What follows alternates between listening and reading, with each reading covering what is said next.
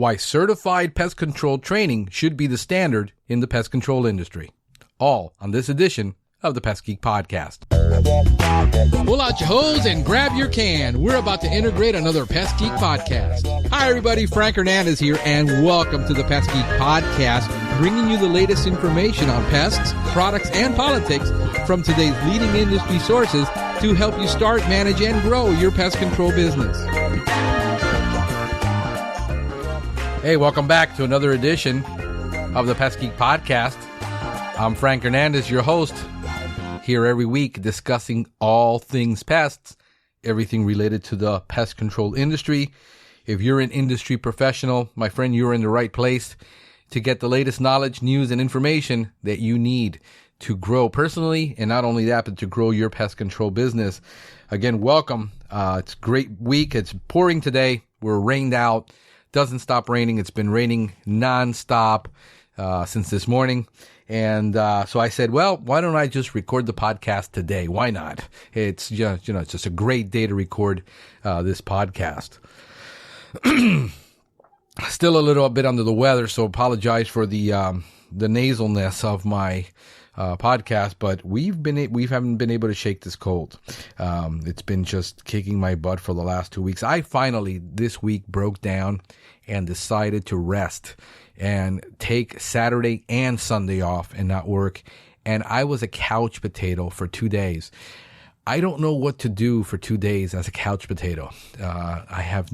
For me to be laying down in the middle of the day, I have to be like really close to needing a body bag, and just exhausted with the amount of work, the long hours, the stress, and a cold is a really, really bad combo. And I'm learning to start taking things a little easier as I'm getting older.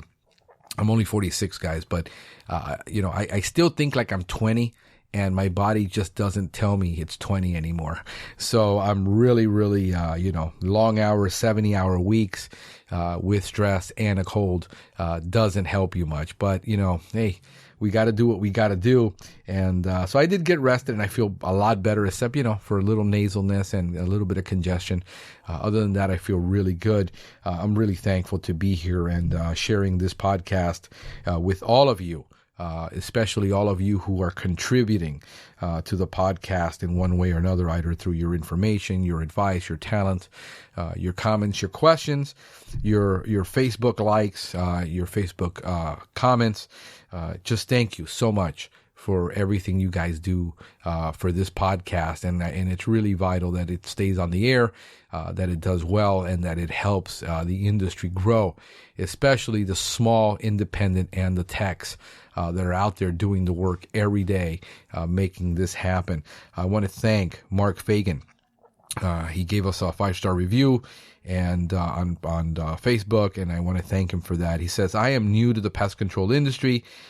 The Pest Geek Podcast has been a huge help in me getting my business started. I really enjoy the business and culture-oriented shows. Always look forward to a new show. Thank you. Thank you so much for that, for following us and for the comments. Really, really do appreciate that. And on on Twitter, I've got Kevin Poland at Kevin_Poland following us, a pest management professional in the Baltimore metro area working for American Pest. So at AmericanPest.net, and he's got his beak hat on. And he's, got a picture of himself there.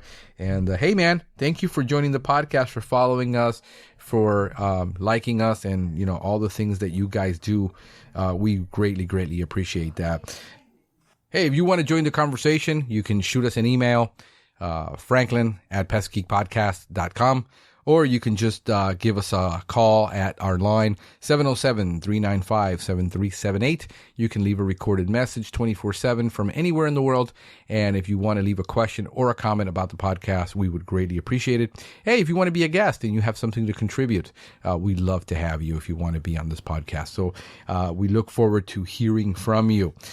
In the tech tip this week, we got a brand new product out by Steel. It's the SR430 liquid only backpack mister sprayer.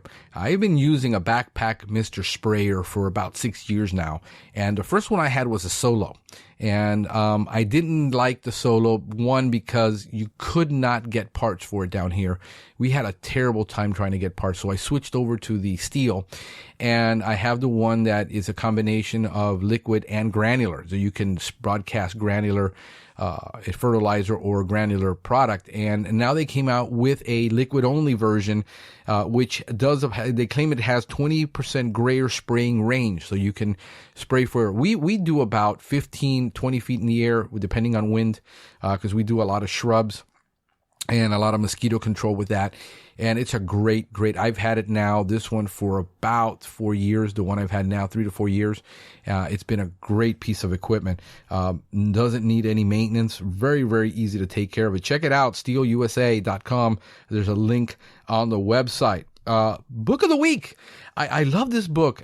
It's one of those books that you really have to understand where it's coming from. But The Happiness Advantage, the 7 principles of positive psychology that fuel success and performance at work, written by Sean Aker. And it's a great book. I have never been a big fan of psychology, and even though I took psychology in college and I've taken a lot of psychology courses, I'm not a big fan of psychology because a lot of the stuff that comes along with it.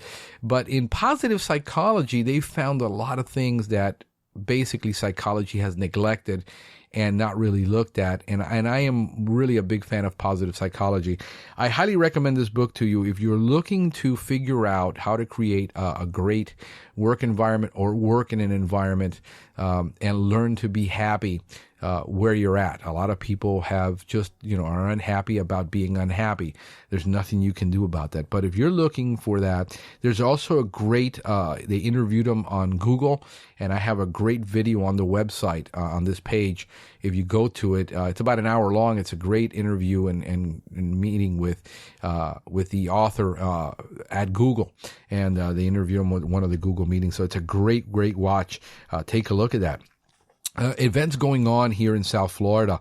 The South Florida, the Southwest Florida Pest Management Conference, October 7th, 2016 at 9:30 a.m. It's a one-day conference. It's going to be free, by the way, so there's no charge for that. There's going to be CEUs for GHP, lawn and ornamental, and WDO fume. But the reason they're doing it is they do the Pest Expo that is in Gainesville every year, and a lot of people can't make it over there. And they've tried. They used to be able to do one of these courses at Lee County, and they don't have the facility, so they're doing it now at a college. And I've got a link to Eventbrite. It's over on the West Coast. I believe it's probably near Naples, Fort Myers area. And the reason they're doing this is because, a lot of people can't make it up to Gainesville.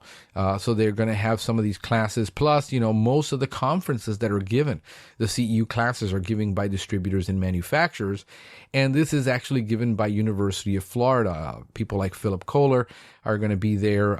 And it's just going to be a great group of people that I really enjoy listening to go. So I'm going to be there. If you can make it out there to that event, check out Eventbrite.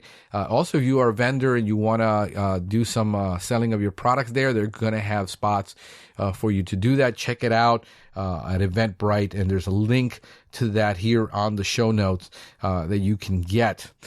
In the news, pest control service market global industry analysis and opportunity assessment 2016 to 2026 is out. And what they're showing is a 5.4% CAGR, which is a compound annual growth rate for the pest control industry worldwide. This is not just in the U.S., but they're looking at worldwide. 5.4% increase between now and 2026. The report is actually 174 pages, and if you got the pockets for it, it's $5,000 to get this report with a license. But you can get the synopsis of it. There's a link to it from the Global Pest Control Service Market, and I did a report at the beginning of the year where I did the state of the pest control industry. And I know the industry is not growing in spite of everything that everybody sells in the U.S. This is emerging markets. This is Central, South America, Asia Pacific. So there's no It's not the U.S. alone, but I did that show, and it's the state. And sure enough, this year, PCT Magazine did not come out with a state of the industry report, except they came out with 5 trends that have been in the industry. And what you see there is, bed bug work is growing, and you saw mergers and acquisitions.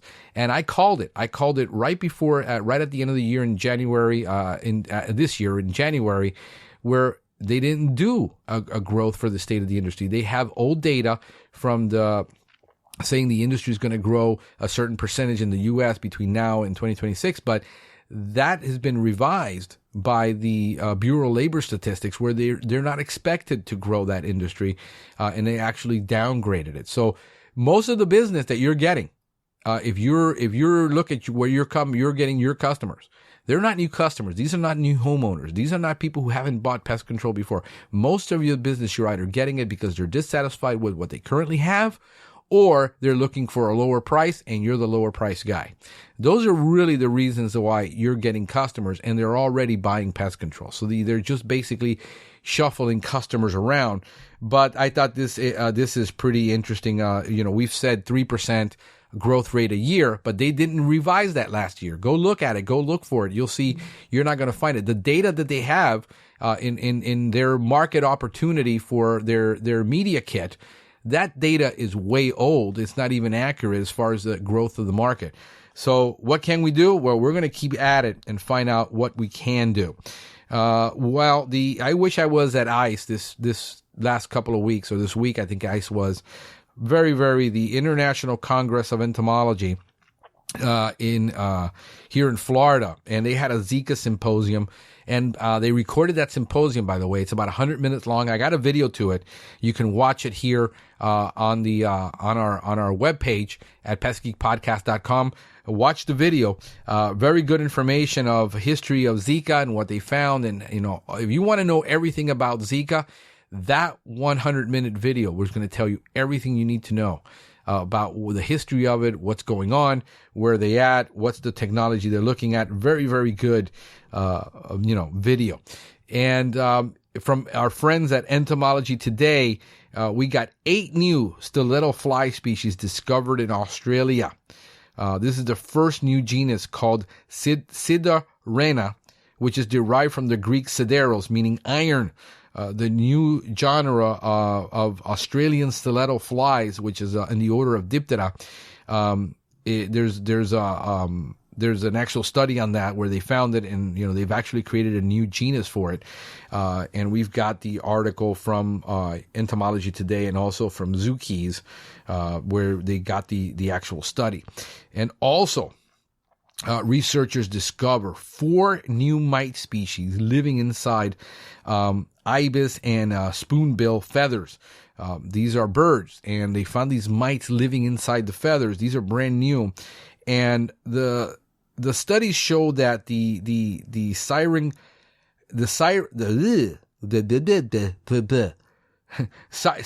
gold-filled mites may be vectors of the bacterium Anaplasma.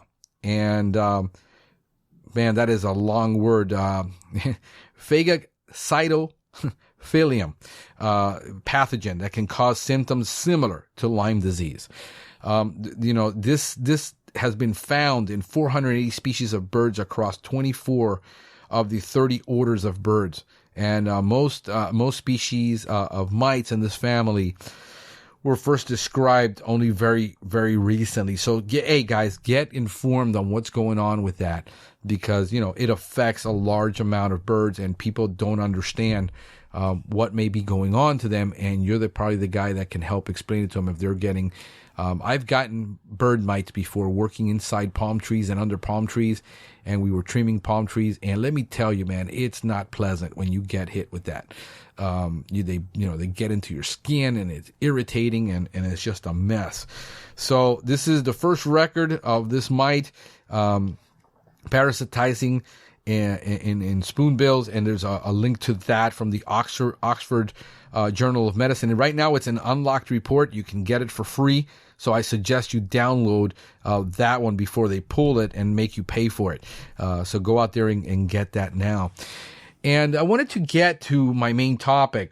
which is we want to discuss the issue of why certified pest control training should be the standard.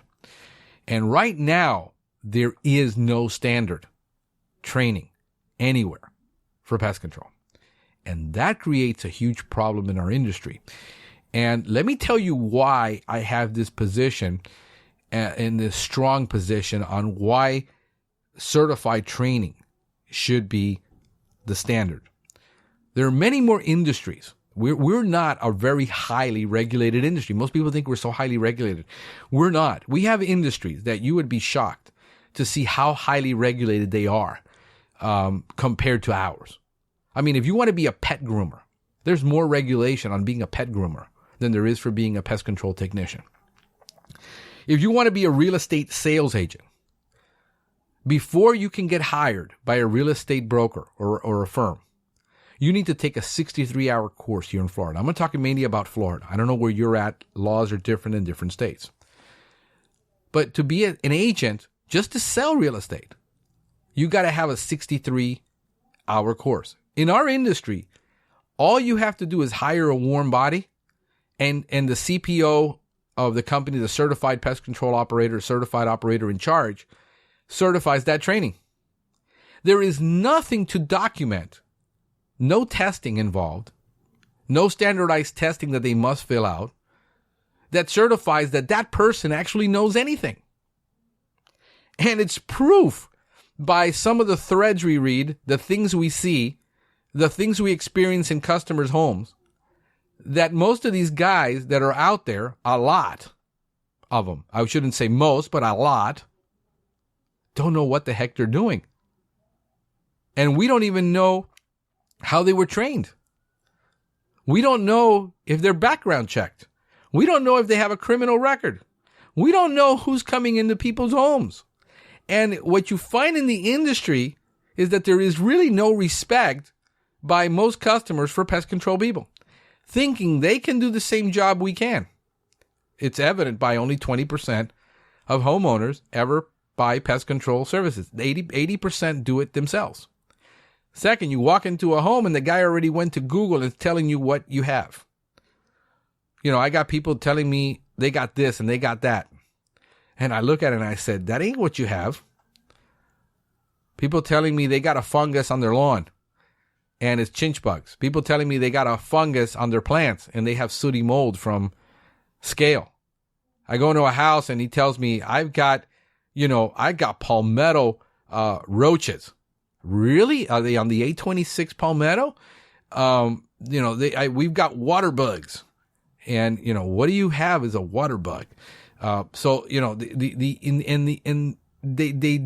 think that they know more than us. I mean, I can just see when they call the electrician to throw the wiring, telling him how he's going to do wiring. It ain't going to happen. Or when you call the air conditioning tech and you tell them, well, I Googled it. It's, I know it's the air compressor. I know it's a capacitor. I know it's a switch. I know what it is. Why didn't you change it yourself if you know all this? Nobody does that. And for some reason in the pest control, everybody thinks they're a pest control pro, including people that I interview, thinking, oh, well, I can do this and I can do, and they've never done pest control. They think that doing pest control is walking around with a spray can because that's everybody's idea of what pest control is. The brand of the B&G, if some people in this industry, this is going to honk some people off, all of a sudden the state took away compressed air spraying for broad spectrum spraying and broad spraying and just spraying baseboards, most of them would have to go back to Burger King because they wouldn't know what to do without their B&G and spraying a baseboard. I mean, the idea of a crack and crevice, the idea of baiting, the idea of using glue boards, the idea of using anything sealing is a foreign concept to some people in pest control. I'm not telling you, if they took away your B&G tomorrow, you wouldn't know what to do. And if you want to be in the insurance business, you want to sell insurance, there's two licenses you must get. Either the 440, which is a customer service. If you're going to answer the phone to be hired by an insurance agency, and you're going to answer the phone, and you're going to answer questions about that policy, payments, any information about that policy, that the customer service rep is, they have to be licensed. They have to be certified. You got to take a course. You got to pay for that course. You got to take a test. And you got to pass that test by the state. And it's a state license. It's much harder to become a 220 full line general line insurance agent. $620 to $1,000 to take the course. Test may take 6 hours. It's 250 questions, I think. Most people can't even pass it. And here's what happens. Unless you really, really want to do this, you're not going to go through the trouble. People who go through the trouble to get license and certifications because they see an opportunity. Let me put it to you this way. This should be insulting to you if you're in the pest control industry. A nail technician has more certifiable training than you do. A nail technician. The sad part is that a nail technician, according to the Bureau of Labor Statistics, makes about $22,000 a year. Compare that to the average pest control technician making $36,000 to $60,000 a year doing pest control. The course that is required by the state of Florida to become a nail technician is 240 hours of schooling to become a nail technician. Let me put you through the paces here so you can get an idea. 4 hours of HIV/AIDS training. 25 hours in professional image. 25 hours on tips and wraps. 25-hour training on UV gel. 25 hours of liquid and polymer powder. 10 hours in nail fill. Nail disease and disorders. 25 hours. Infection control. Principles and practice. 25 hours. Florida law for nails. 5 hours. Nail art and polish. 11 hours. Manicuring. 25 hours. Pedicuring. 25 hours. But it doesn't stop there, because in order to qualify for your exam, you also have to have experience. You need 5 services minimum done of artificial nails, 3 events, 20 manicure services, 10 fill-in services, 10 nail wraps, 10 pedicures, 10 polish, 95 sanitation services certified, sculpting and form, 15 services. Tip and overlay, 15 services. Tuition and books will run you about $1,200 to take a nail course to make $22,000 a year. The average guy has been sometimes on a business and he can't even identify a German roach. He can't identify a German roach nymph. He can't identify a German roach Utica. Has no clue in most pest ID how to identify a pest. In lawn and ornamental, he couldn't identify a disease to save his life. The training out there, it is so bad that literally you take a guy, you take him and you say, here is a gallon of bifenthrin, and this is called a B&G. And what you're going to do is you're going to mix an ounce of this product, and you're going to spray every baseboard. And you're going to spray the perimeter. And you do 2 feet up and 3 feet out. And you get in your truck and you haul butt out of there. That's your training in most places. Of course, I'm, being facetious. Or am I? I know some companies have superb training. I know a couple down here that are just amazing on their training. But it gets worse, because if you want to be a barber, hairstylist, or cosmetologist, it just jumps up to 1,200 hours of training before you can touch and get licensed and go work for somebody. You can't just show up at a shop and say, hey, I want to be a nail tech. I have experience. I know how to do nails. I've been doing nails for my sisters forever. Sorry, can't do it. You got to be licensed.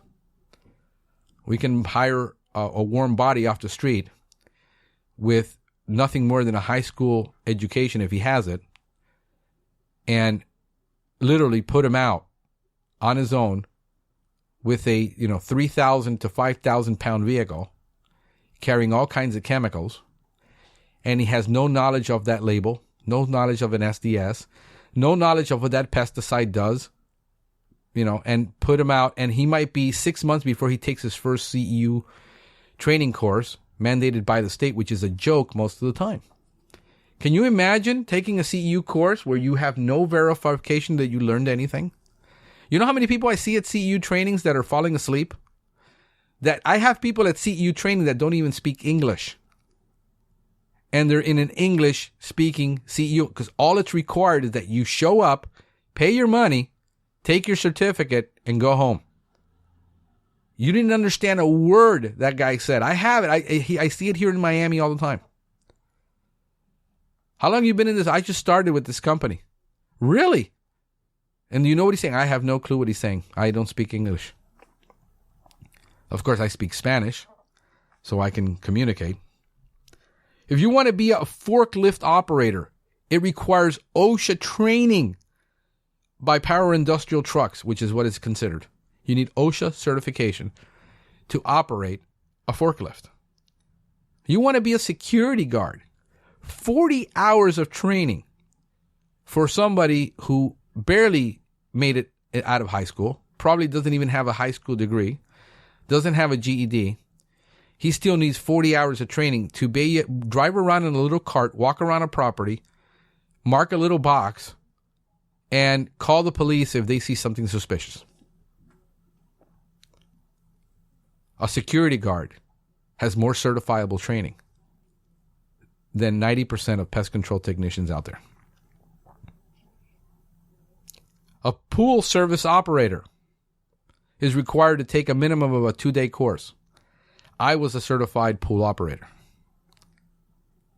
2 days in classes, $300, pay for the exam so I can get a certification to clean pools, to mix chlorine and acid. Certified pool operators have more certifiable training than most pest control technicians.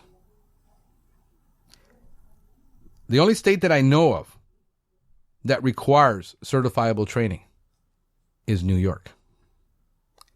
New York requires 30-hour course to be taken before you can go work for a company. I mean, you can still work for them. You're limited what you can do, but you still have to take a 30-hour course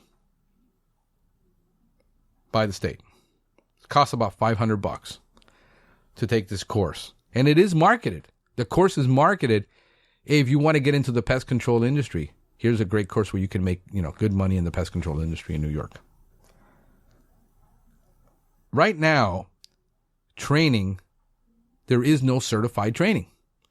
There's no test you take that proves you know anything, that what your boss is teaching you is legal, that the way you're applying that pesticide is safe. We assume that if you follow label directions and you apply that product at the right label rate, according to the label directions, it is safe. And yet so many people are failing to get control of simple things. How do you know that was applied at the right rate, to the right site, for the right target pest? That you did not contaminate the home? I know guys that the label rate said 1 ounce and they put 2, violating the law. I hear it. Like I said, most CEU classes are a joke. Nobody takes them seriously. Or very few people take them seriously. See, what certifiable training was going to do, mainly 3 things. It's going to weed out people who are not cut out to even carry a B&G for you, much less be applying a chemical. When you tell somebody, you got to go take a course, you got to study, you got to pass an exam, those people who are lazy, who don't want to learn, who don't want to be experts, who just want to get a check at the end of the week and go home, they could go into landscaping right now. Go buy some equipment, get a truck, throw it in the back of your truck, and call yourself a landscaper. You're going to weed those people out. You're going to get a higher quality of tech that has an aptitude. See, the training, I know what you're thinking is certifiable training doesn't prove you know anything. I know that. Just like college doesn't prove you know anything. You get out of college with a bachelor's degree in whatever field you're studying, and you really don't know anything. But you've proven one thing. That number one is you're disciplined. Number two is you care enough to pay for your own education. Number three, that you have the ability to learn. And I think that's vital. Those three things, if you can get those three things in a tech, you're already half the battle is won. It will guarantee competent training on IPM, safety, pesticides, pest info, ID, which most people don't have. A lot of people don't have. I shouldn't say most people. That would be wrong. And it would make the industry a real professional industry. Right now, you can't claim that you're a professional. You have no certification. A guy who fixes computers and goes and gets a certification is certifying he knows something. A nail technician knows something. Knows the law. Knows about diseases. I mean, how many times you see a guy, you send him into a crawl space with no PPE. You don't know if there's feces down there, or urine, or glass, and the guy gets cut or gets it on his body and gets ringworm from crawling under there. A lot of the things, guys handling animals that have no clue what diseases that animal will transmit. And he's handling it like, he doesn't know how to deal with his traps and things like that. Putting themselves at risk of getting a disease or putting themselves at risk of having acute toxicity. Because it wasn't a big issue to do that. At a minimum, anybody who's going to be in this industry needs to know three things about the law. They need to know the FIFRA Act. If you don't understand the FIFRA Act, you need to understand this law. It should be taught to you before you touch a can of pesticide. You need to understand OSHA laws regarding pest control. You need to understand your own state law. And it's here at Chapter 482. I talk to hundreds and hundreds of people on an annual basis that don't understand Chapter 482, have never read it. The only time you read Chapter 482 is when you're going to become a certified pest control operator. Most people will not talk to you about Chapter 482. Most of them are violating Chapter 482. You need to know about pesticides. What do you need to know about pesticides? Well, you need to know about the pesticide classes. And do you, as a pest control person, want to be exposed to that? I think you should know the truth.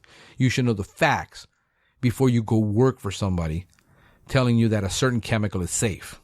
I think you need to know that before you go work for somebody. I think you need to know about pesticide classes and mode of action and how they actually work to control a pest. Most people have never been taught that. I've got a podcast that I did on modes of action. Probably one of the most downloaded podcasts that we've ever done. Pesticide safety. Most of you will never receive that until you go to a CEU course, and most of it, it's just very superficial. Because you got to hear it every year. Nobody wants to hear it anymore. Do you know how to read a pesticide label? Do you know the words to look for? Do you know the difference between a warning label, a caution label, and a poison label? Do you know what's on that MSDS? You should read your MSDS. You should know what is on that MSDS. Do you know about pest identification? How do you identify that pest? How do you know what that pest is? Do you understand pest biology? Do you know the difference how a pest molts? How a pest deposits eggs? How long does it take for those eggs to incubate and hatch? See, if you're doing an American cockroach service, how do you know that 55 days from now you're not going to have a problem when you sold a one-time service? You're going to have a problem. Just the way you can't kill those eggs that are glued on the inside of the wall somewhere. Do you understand integrated pest management? This is one of those things that nobody really understands. And everybody thinks it's about rotating chemicals. And integrated pest management is not about rotating chemicals. I hear that all the time. I ask that question every single time. What is integrated pest management? Rotating chemicals. Using less chemical. And there's so much that can be done with integrated pest management.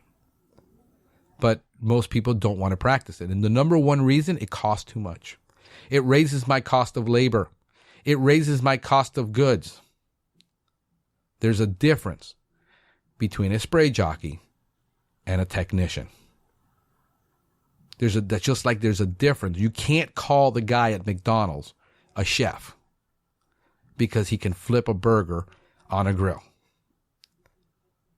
There's a difference between a chef, a cook, and a line cook at McDonald's. It's not degrading. It's work. But don't call yourself a chef. There's a difference between knowing how to solve a problem and applying a chemical. And I think that if that is known way before in advance, whether that person is going to have that capacity of learning, it raises the industry to a new height. Does the person understand general household pests? Lawn and ornamental, the difference. Wood-destroying organisms. Diseases, bacterias. Plant nutrition. If you're going to be in those fields, I think it's nice to know. It's nice to know how do you identify one ant species from another ant species, a biting ant species from a non-biting ant species. Or a stinging ant species, I should say. Things that you need to know about dealing with birds and diseases before you get hired. And here's what will happen. You will get a person that has paid the price to learn, shows that he's willing to learn. And that's way more than you got right now with a lot of people who are not willing to learn. Who are not willing to invest in themselves. Because the boss won't invest in them.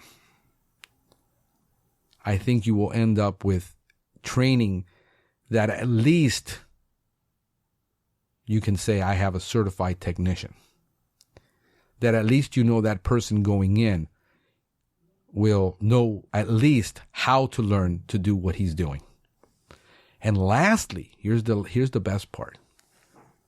Just like in any professional industry, right now, all of the liability falls on the company and on the CPO. And what if that technician who was out there applying a product illegally, the law fell on his lap? How many techs you think would be risking their license, risking their livelihood, risking jail, risking fines, if they knew that if they did something wrong, it'd be on them? It would raise the prices that you charge for pest control in the industry because you would have a true professional out there. It would raise what people were making in the pest control industry with all these shenanigans of all these pricing schemes that you have on commissions, on sales commissions, on production. You know, if I get paid on production work, I don't want to do something else that I'm not getting paid for. It's the only industry that I know, professional industry, that gets paid mostly on production work. Every other industry pays their people by the hour or salary, plus bonuses. But you have an industry that's plagued with people who, you know, I'm going to rush and get this done because I'm getting paid a percentage, and the faster I get it done, the faster I go home. What if the liability was deflected off of the owner and said, no, you don't apply it incorrectly. And if a technician knows now that what he's doing is illegal, because a lot of bosses tell their people to do illegal stuff and they don't even know it's illegal. You would have an industry of pros, just like you would have nurses and welders and engineers. You know, the pest control industry doesn't have a union, yet welders have unions, and they're welders. How much harder it is to weld than it is to do pest control? I'm sure there's specialty welding, but I learned to weld a pretty good weld very quickly with an arc welder. Electricians have unions. Pest control people seem to be like the bottom of the barrel in the industry. And yet we have all this responsibility, all this chemical that we need to know, all this biology, all this chemistry, all this math to do the job right. And it's almost like there's no respect for us. And I'm putting myself as an owner and a technician because I'm both. I represent the industry. I represent the people going out there trying to do the job. When I got a guy that, you know, we can't do apartments for $10 because there's guys out there doing it for $1 to $2 a unit for spray only. Owners don't see how they're going to be able to pay $10 a unit to do gel and baiting and IGR and add all these services and products to get the job done right when you got a guy selling, you know, he's, you know, the only thing we need to do, man, is to put a pole on that B&G so he can ride it through the apartment. Because he's a spray jockey. That's it. That's what he's buying. That's what the owner's buying. We would raise the quality. We would raise the industry. You know, here's a thought. There's Pest World is going on on the West Coast in Washington this week. I think it's this week or next week. Anyway, they sell. This is where I prove that the industry really doesn't care to learn and doesn't care to really teach people or really lift up the industry. They do an event all the way on the West Coast where they expect probably about 3,000 people to attend. It is estimated the industry has between 75 and 150,000 technicians. The Department of Labor says, the Bureau of Labor Statistics say 74,000, 75,000. The industry says 150,000 technicians. And you got 3,000. So that's less than 3%. That's less than 1% of the industry that's going to attend that conference. You're doing this mega conference for 1% of the industry. That's what it looks like. I mean, you 150, you got 3,000, 2.5%, somewhere around there. Still a very minute number. They will sell their CDs. Last year they sold the CDs for almost more than what the conference cost to attend, to fly there and, you know, attend. And the conference is like $500-$600. Why doesn't the National Pest Management Association that puts on this event get in the 21st century, record that conference Whoever wants to attend can attend. There's a certain camaraderie about joining a conference, being in a place with a couple thousand people, having that experience. I think it is vital. It is beautiful to be with 3,000 professionals that appreciate the industry and will pay that kind of money to go to an event. Mostly owners and mostly high-level executives and people at high-level companies. Very little of the little guy is going to attend that conference.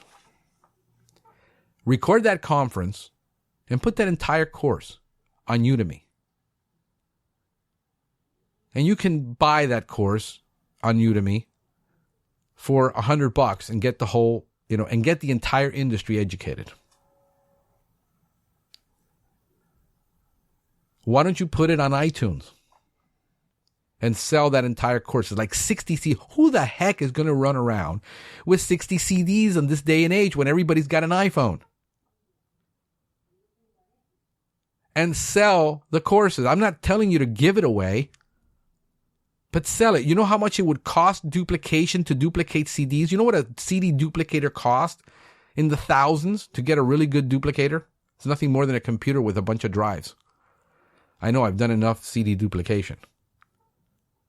To make one single duplication, one recording, you're recording it anyway. You already have the recording.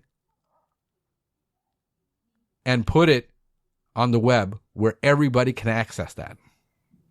See, if you look at the numbers, you look at the mentality, you look at what they're doing, it's elitist. It's not pro-industry. It's not pro the little guy. It's not pro the majority of the people that do this work. Look, it's exemplary by who's on their board of directors.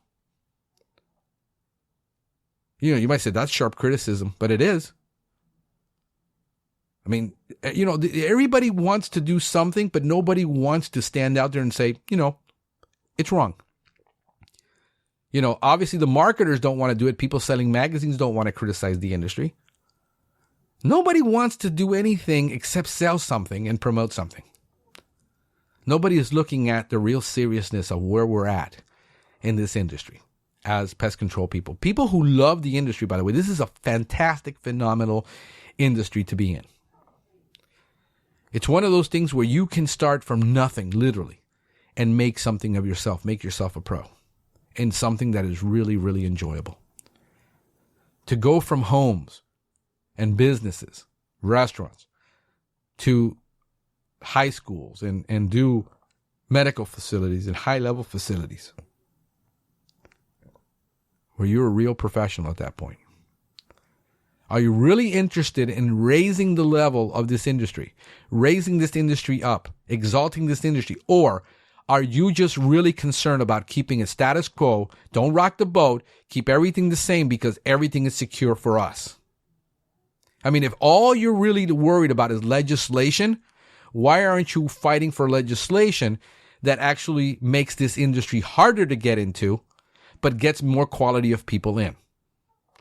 And you wouldn't have all that slimy competition that you have, this, red water competition where everybody's killing themselves over price, diluting the marketplace. There is a certain prestige. Even if you're not a doctor, even if you're not a lawyer, even if you didn't go to college, to say, I got my certification. I did this.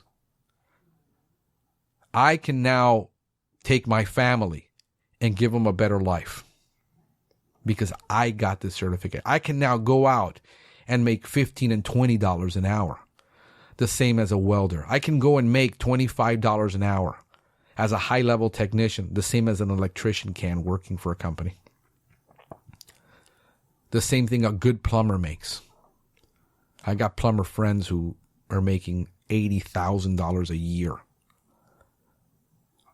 That's in salary. That's not in work. Unless you're into termite, you can bring in $300,000 a year as a termite company as a single rep.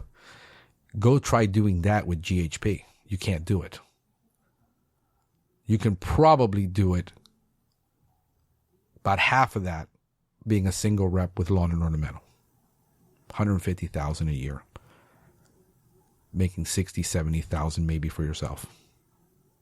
You You can't do it with GHP. Too hard. The industry needs to change. The industry needs to change its mentality from that production mentality to where you compensate people so that they don't roll with the punches with you. What you do as a business owner is you force people to roll with the punches with you. If all of a sudden this week you did good, you got a good paycheck. Next week, you're in the toilet. Because you pay them on production only. And you're asking them to be your partners. Because literally they're working on a partnership with you when they're working on percentage. If your marketing effort sucks, they suffer.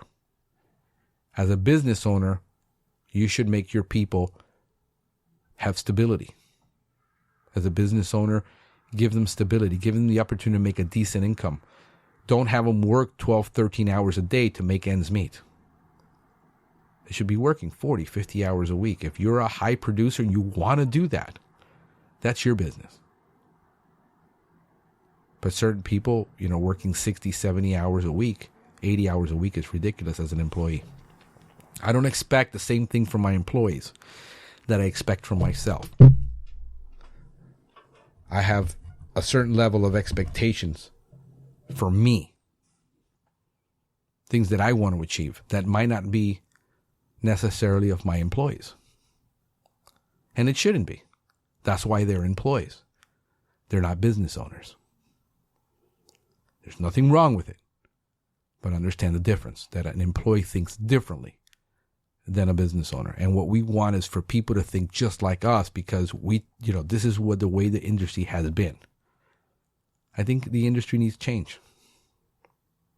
I think if you believe what I believe, if you believe in change and progress and betterment for yourself and your family, then you can be part of what we're doing.